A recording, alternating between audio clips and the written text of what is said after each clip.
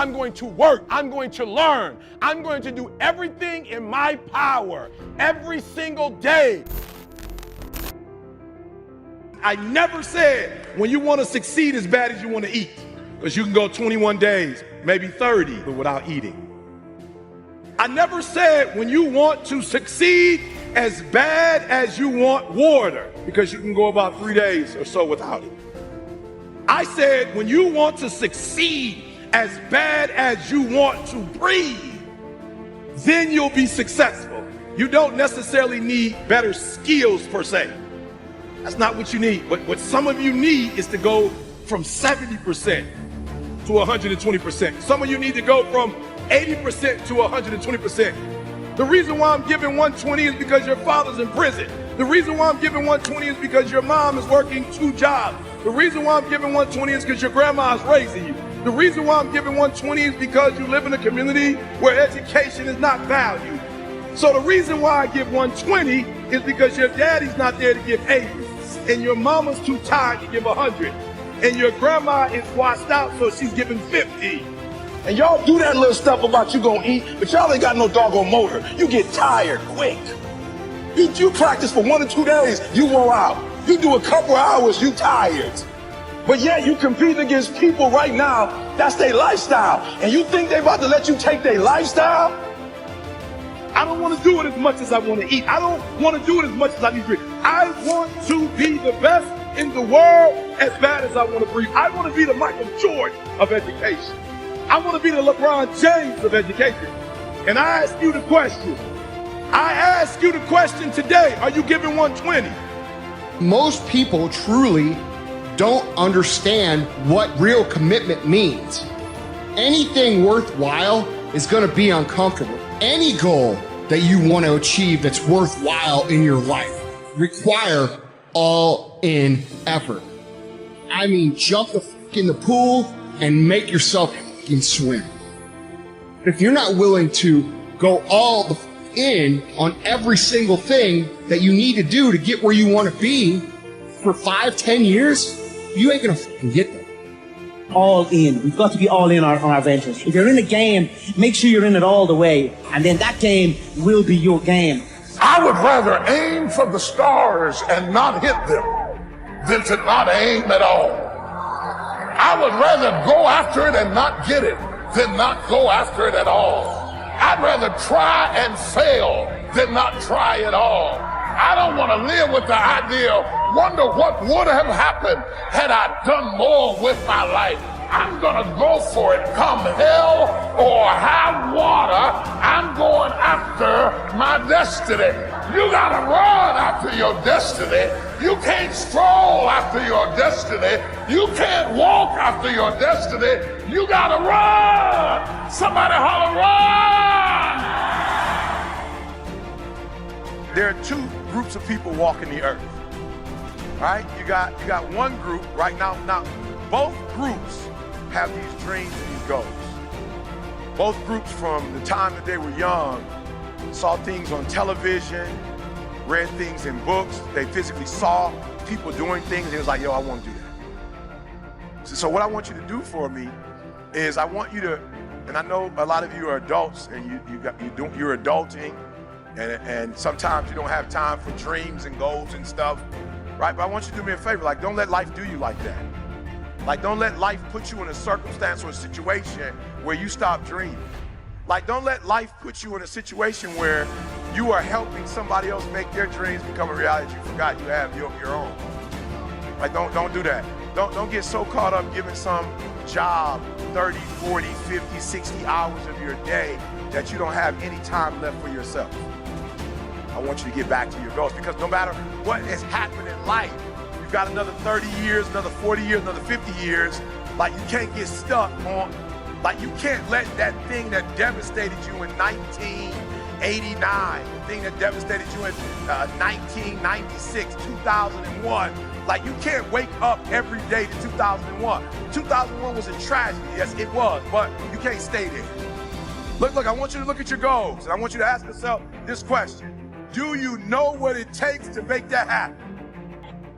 Because there are some things in your life that will make you run. There are certain things that will happen in your life that make you pick up the pace, that slap you out of your stupor and say, this ain't no time to cry. You feel like I can't even have good grief. Everybody got to pick up the pace. That's why I can't deal with people who cannot pick up the pace. Don't be strolling when I got a 911 on you. I need people who can pick up the pace. Do not allow the cares of this world to destroy your passion for living. You have to run after it. Success is always intentional. Do you know what it takes? And you guys have an advantage because you've been at this conference, I think, 3 days. You got a whole bunch of information. Look, the only thing it takes to go from where I went to, a homeless, high school dropout, sleeping in abandoned buildings, eating out of trash cans. I went from being a high school dropout, getting a GED, to having a PhD. Listen to me, the only thing it takes is knowing what it takes. So one day I woke up and was like, okay, E, stop talking about what you don't have. You need to know what you don't know so you can get to where you're trying to get to. So being successful is not who you are, it's what you know. So I need to get a different relationship to knowledge. Success requires that you stare into the eyes of the things that make you feel uncomfortable. You have to learn how to master that fear. Every time that it arises on the inside of you, you've got to reach in there and pull it out and place it on your opponent, on the obstacle or the challenge that you're facing. Every time that fear knocks, you answer the door with faith. For the Lord did not give us a spirit of fear, but of power and of love and of sound mind. You either master that fear, or that fear is gonna master you. Because every time you give into that fear, a piece of your life dies. So I want you to make a decision right here and right now. Draw a line in the sand and say, I will not live this way.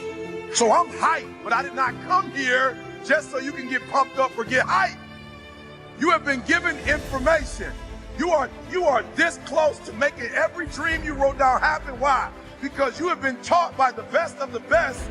You have been taught by the best of the best. You've been taught by people who've been doing this for years. You've been taught by people who love you and care for you. People who are giving you information that you're not going to get randomly on your own. And so you are this close to your dreams and goals. So I have to ask you the question. You have the information. Now what are you going to do with it? Number one reason people fail is broken focus. You gotta keep your mind on your dreams. Stay focused. Your eyes on the prize. Focus. Stop worrying about what everybody else is saying or doing. Get up every morning and grind. Every moment that you're worried about the opinions of others is a second that you're losing. Stop talking and let your grind be your response. As a man thinketh in his heart, so is he. Every second of the day, I live and do what it takes to be a champ. Stay focused. I refuse to be distracted by things that don't move me toward my dream. Many people can handle the physical aspect of the game. It's that mental part that separates the champions from everyone else. Like I told my professor, what happens if I fail? He said, what happens if you pass? I said, but what happens if I don't get it? What happens if I put in all these years and it don't work out? He said, but what happens if you put in all these years and you get it? You got skill and you got will. You got skill and you got will. Two total different things. You were born with certain things, but to get to the next level, and not just get to the next level, to stay at the next level, you gotta have will when you get to that next level. So when you play, you have to compete. When you have an opportunity, why would you give 80% when you have an opportunity? Somebody answer that for me. Y'all talk. Why would you give 80%, 70%? Why wouldn't you always give 120%? For real, you might get it, but right now what? Oh, I can't hear y'all. You may get it, but right now what? You don't have it. When you walk through the door, there needs to be a shift in your mind. Every single time we go into a gym, we're also mentally training ourselves. It's not, going to the gym and doing 100 sets of squats and expecting that to give you the results that you're after. It takes consistency. It takes sacrifice. It takes discipline. It's the mentality and the mindset when you're in the gym and, you've got that bar on your back and you're on the 7th rep of your last set. You've got 3 more to go and you don't think you can make it. What do? Do you get scared and rack the bar? Or do you take a deep breath, you plant your heels in the ground and believe that you can make it happen? It's the same thing for anything else in life.